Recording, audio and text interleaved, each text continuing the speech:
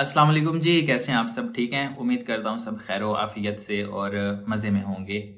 बात की जाए अगर यूके के टूरिस्ट वीज़ा की, यूके की वीज़ा की रेशो कैसी जा रही है, अपॉइंटमेंट्स हमें कब की मिल रही है, किन लोगों को अप्लाई करना चाहिए, किन लोगों की प्रोफाइल जो है वो रिजेक्ट होने के बहुत ज़्यादा चांसेस हैं और किन लोगों की प्रोफाइल एक्सेप्ट होने के हाई चांसेस हैं और ओवरऑल इसका जो रिस्पॉन्स है वो कितने टाइम में आ रहा है। ओके, तो आज हम जो है वो इसके ऊपर बात करेंगे। तो अच्छा, सबसे पहले अगर हम बात करें एम्बेसी की अपॉइंटमेंट को लेके, तो अपॉइंटमेंट्स जो हैं वो अब बहुत रिलैक्स्ड हैं। नेक्स्ट डे की भी अवेलेबल है।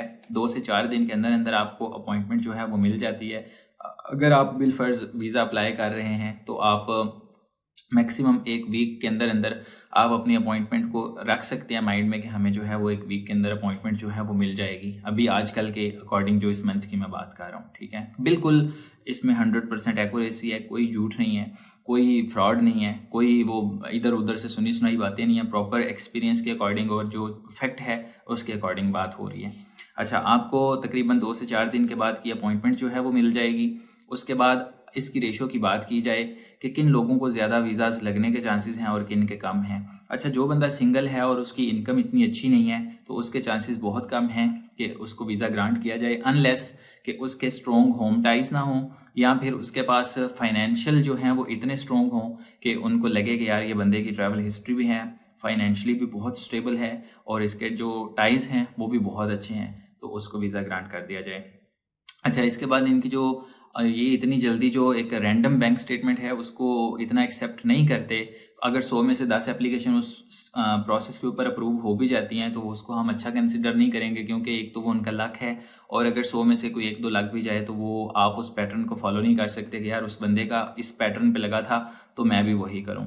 ऐसा नहीं करना। आपने एक प्रॉपर मेंटेन बैंक स्टेटमेंट बनानी है यूके के लिए या फिर आयरलैंड के लिए, और उसके बाद आपने अपना जो वीज़ा है वो अप्लाई करना है। आपके जो एक्सपेंसेस हैं, आपकी इनकम है, ओवरऑल आपके जो फाइनेंशियली सर्कमस्टांसिस है, यूके इनको बहुत डीपली देखता है, तो ये प्रॉपर मेंटेन होने चाहिए। तो अगर आपकी प्रोफाइल इसके अकॉर्डिंग है तो इन लोगों के चांसेस अच्छे हैं कि इनका वीज़ा लग जाएगा, और इसमें मैरिड लोग जो हैं वो, और उसके बाद अगर उनके होम टाइज भी साथ में एडिशनली स्ट्रॉन्ग हैं तो उनके चांसेस भी बहुत ज़्यादा हैं। अगर आपकी एज तकरीबन 35 या 40 के अराउंड अबाउट है तो बहुत हाई चांसेस हैं कि आपकी केस जो है अगर अच्छे तरीके से सबमिट कर देते हैं आप, प्रॉपर जो डॉक्यूमेंटेशन है वो उनको फॉलो करते हुए, तो बहुत हाई चांसेस हैं कि आपका वीज़ा अप्रूव हो जाएगा। ओवरऑल अगर आजकल रेशो की बात की जाए तो आजकल वो नहीं देख रहे कि आपकी एज ज़्यादा है या कम है, वो किसी ना किसी रीज़न के ऊपर जो है वो वीज़ा रिफ्यूज़ कर देते हैं। उसकी वजह ये है कि पिछले कुछ टाइम में हमारे पाकिस्तानियों ने इतनी ज़्यादा फेक डॉक्यूमेंटेशन की है, इतनी ज़्यादा फेक डॉक्यूमेंटेशन की है, उसके बाद इस वीज़े का इतना मिसयूज़ किया है कि यहाँ से उधर जाते थे पहले ये 6 मंथ का आपको वीज़ा मिलता है, तो सबसे पहले यहाँ से वहाँ जाके 4 to 5 मंथ काम करते थे। उसके बाद वहाँ से या तो वो वापस आते थे या फिर उधर से आगे साथ में स्पेन वाली साइड पे चले जाते थे, फ्रांस में, स्पेन में, या वहाँ पे जाके असाइलम कर लिया। तो उसकी वजह से यूके की इमिग्रेशन इतनी टाइट हो गई है कि अब वो उन एप्लीकेशंस को अप्रूव कर रहे हैं जो वाकई ही उनके उनके अकॉर्डिंग उनको लगता है कि ये बहुत स्ट्रॉन्गली जेन्युइन केस है, ठीक है। जहाँ पे उनको माइनर सा भी कोई मिसमैच नज़र आता है, कोई स्टेटमेंट के ऊपर ऑब्जेक्शन नज़र आता है, कोई बिजनेस के अंदर थोड़ी बहुत ऊंच नीच आती है, तो वो दूसरी तरफ जाते ही नहीं है, स्ट्रेट फॉरवर्ड आपको ऑब्जेक्शन दे के साइड पे कर देंगे। फिर अगर आप प्री एक्शन प्रोटोकॉल में भी जाएंगे तो उसको भी उड़ा देते हैं वो, ठीक है, उसको भी इतना वो कंसिडर नहीं कर रहे। तो ये बड़े कह लें कि आजकल जो है ना वो मसले मसाइल बन रहे हैं, और कुछ केसेस मेरे साथ लोगों ने ऐसे भी शेयर किए हैं जिसके अंदर जहाँ से उन्होंने एप्लीकेशंस को प्रोसेस करवाया है उसके अंदर बहुत ज़्यादा गैर जिम्मेदार तरीके से उन्होंने एप्लीकेशंस को भेजा। रिफ्यूज़ल्स के अंदर उन लोगों ने मेंशन किया कि आपने जो हमें स्टेटमेंट्स दी हैं आपने उनके कोई प्रूफ हमें प्रोवाइड नहीं किए, तो हम इस बेस के ऊपर आप क्रेडिबल नहीं है तो उड़ा रहे हैं हम, ठीक है। तो वीज़ाज़ जो हैं वो रिफ्यूज़ हो जाते हैं।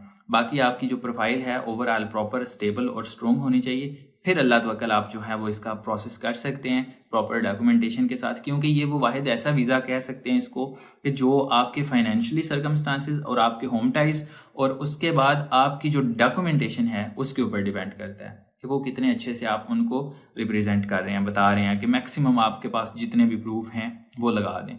अब क्योंकि ये डायरेक्टली तो हमें नहीं बोलते कि आप हमें ये चीज़ें दे, 2 से 3 चीज़ें खाली ये मांगते हैं कि आपके एविडेंस जो हैं वो बैंक स्टेटमेंट वो चाहिए, या फिर आपका हमें वैलिड पासपोर्ट चाहिए। बाकी एप्लीकेशन फॉर्म भरो, ठीक है, ला।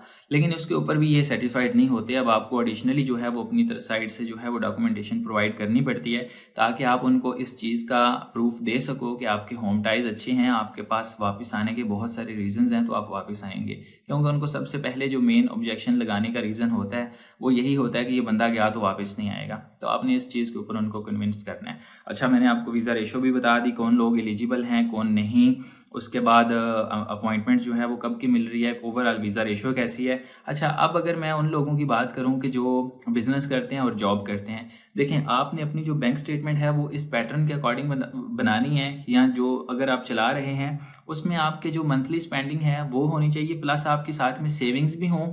और फिर आप जब अपना फॉर्म भरें तो उसमें वो ये चीज़ें बहुत डीपली पूछता है कि आपके मंथली एक्सपेंसेस कितने हैं, आपकी एनुअली इनकम कितनी है, ठीक है, आप टैक्स के बाद आपके पैसे कितने आपके पास होते हैं। तो ये सारी चीज़ें आपने हर चीज़ को मैच करना है। आपकी टैक्स रिटर्न्स में आपने क्या चीज़ें डिक्लेयर की हैं, आप एप्लीकेशन में क्या डिक्लेयर कर रहे हैं। कहीं पे भी 19-20 का फ़र्क आया तो समझो आपकी गेम वीज़े से बाहर है, ठीक है, जो रिजेक्शन है वो पक्की है।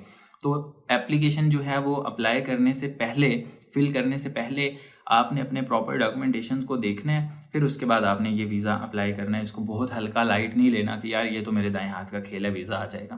भाई वीज़ा नहीं, रिफ्यूज़ल आ जाएगी, ठीक है।